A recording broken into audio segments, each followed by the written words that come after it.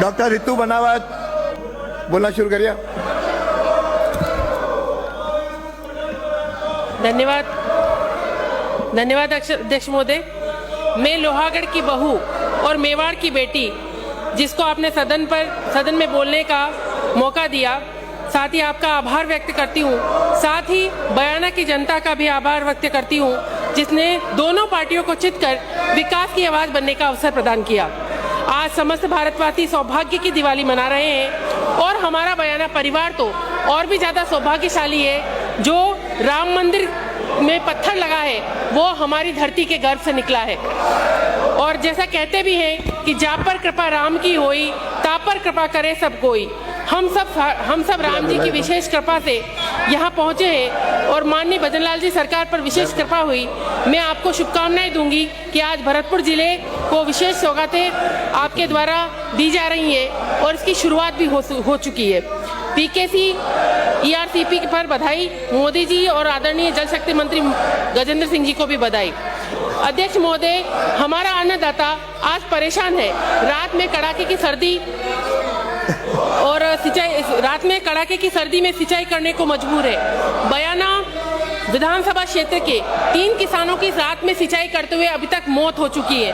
मेरा आपसे आग्रह है, साथ ही आवारा पशुओं के कारण से 5 लोगों की मौत पिछले 6 महीने में बयाना विधानसभा में हो चुकी है। मैं आपसे अपील करती हूँ कि इसके निदान हेतु नंदीशालाओं का पंचायत या उपखंड स्तर पर निर्माण करवाया जाए। माननीय अध्यक्ष महोदय, हमारा भरतपुर जिला औद्योगिक विकास में ठप पड़ा हुआ है। सिमको और डालमिया जैसी कंपनियां बंद होने की कगार पर है और दिल्ली में जो पोल्यूशन होता है उसकी वजह से हमारे यहाँ पर औद्योगिक इकाइयाँ जो है वो एक महीने बंद होती हैं, जबकि मथुरा दिल्ली के निकट होने पर भी एनसीआर में नहीं आता। और एनसीआर का जो फायदा अलवर को हुआ है उसका 1% भी भरतपुर जिले को नहीं हुआ है।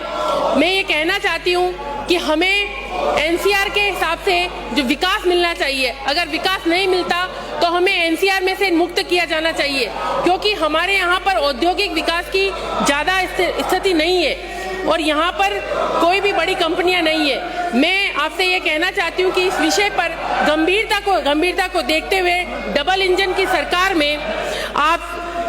की सरकार के माध्यम से इस समस्या का निदान करें। माननीय मुख्यमंत्री जी भरतपुर से आते हैं और उनका विजन भी भरतपुर के विकास का रहा है। मैं आपसे निवेदन करती हूँ कि हमारा क्षेत्र कृषि और पशुपालन का क्षेत्र है और यहाँ पर आपसे निवेदन है कि कृषि और पशुपालन को प्रोत्साहन देते हुए यहाँ पर एग्रीकल्चर यूनिवर्सिटी और वेटरनरी यूनिवर्सिटी स्थापित की जानी चाहिए। पूर्वी राजस्थान में बिजली का स्थायी संकट हमेशा रहता है और इस स्थायी संकट को दूर करने के लिए पूरे पूर्वी राजस्थान में कोई भी पावर प्लांट स्थापित किया जाना चाहिए। यद्यपि धौलपुर में गैस पर आधारित पावर प्लांट है, लेकिन वह भी बंद पड़ा हुआ है। मैं ये कहना चाहूंगी कि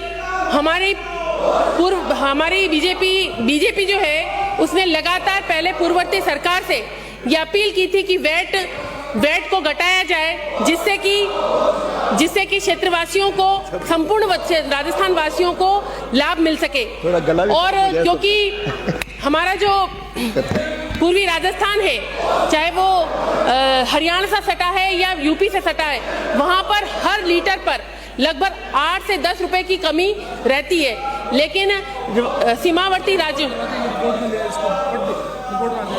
एनसीआर पीवीएम को आवंटित राशि राजस्थान को एनसीआर में ही हो, ऐसा प्रावधान किया जाना चाहिए। साथ ही मैं कहूंगी कि डीजल और पेट्रोल पर वैट कम होना चाहिए, ताकि जो हमारे सीमावर्ती क्षेत्र है उसमें जो पेट्रोल पंप है उनको भी लाभ मिल सके, क्षेत्रवासियों को भी लाभ मिल सके। और हमारी पहले से ये मांग रही है, बीजेपी ने भी इसके लिए आंदोलन तक किए हैं, तो मैं ये कहूंगी कि इस मांग को पूरी करते हुए तुरंत वैट घटाया जाना चाहिए। यातायात की सुगमता के लिए बयाना और रूपबास में बस स्टैंड का निर्माण करना, क्योंकि कनेक्टिविटी भी है जो विकास का आधार है।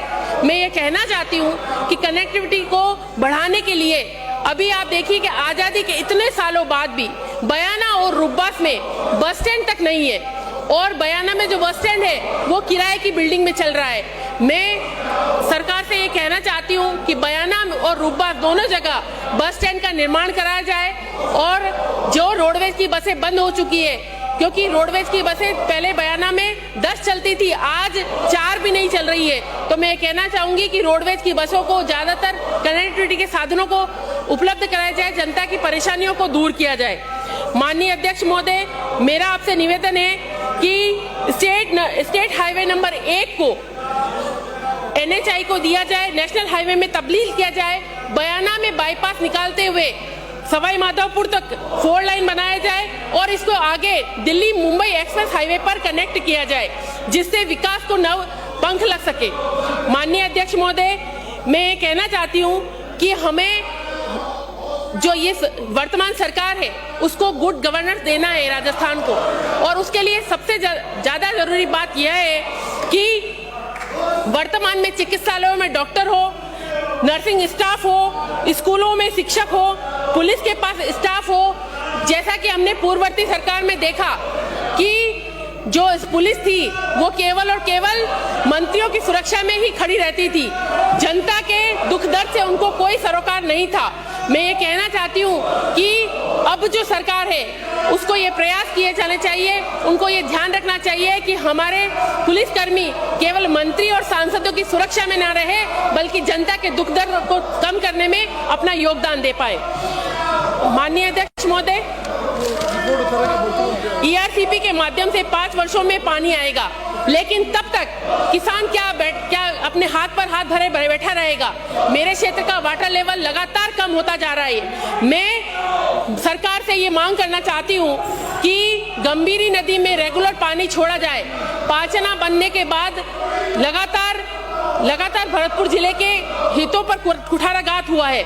मैं ये कहना चाहती हूँ कि आप लगातार गंभीरी नदी में पानी छोड़कर और ERCP की योजना में गना पक्षी विहार को तक जोड़कर भरतपुर जिले को अपने हक का पानी दिलाएं और इस योजना को आगे बढ़ाने का काम करें। साथ ही मैं ये कहूँगी कि राम मंदिर के निर्माण में बयाना का पत्थर सर्वो उपयोगी रहा है, और उसी पत्थर को जब 22 जनवरी को पूरे भारतवर्ष में दिवाली मनाई जा रही थी, उस समय उस बंसी पहाड़ का जो पत्थर है वो अवसाद की दशा में था। मैं ये कहना चाहती हूँ कि हमारे क्षेत्र में इतना सौभाग्यशाली है कि वहाँ राम मंदिर का पत्थर जा रहा है, किंतु वहाँ का जो व्यक्ति है जो उस पत्थर को जमीन के गर्भ से निकालता है वो आज भी मजदूरी के अलावा कुछ भी प्राप्त नहीं कर पा रहा है। मैं ये कहना चाहती हूँ कि सरकार खनन निधि पर पुनः रिव्यू करे और ऐसी योजना बनाए कि वहाँ का स्थानीय ग्रामीण 1-1 हेक्टेयर की लीज दी जाए, जिससे कि वहाँ के स्थानीय व्यक्ति को भी उसका लाभ मिल सके। लादू लाल पितलिया। मैं ये कहना चाहती हूँ कि आपके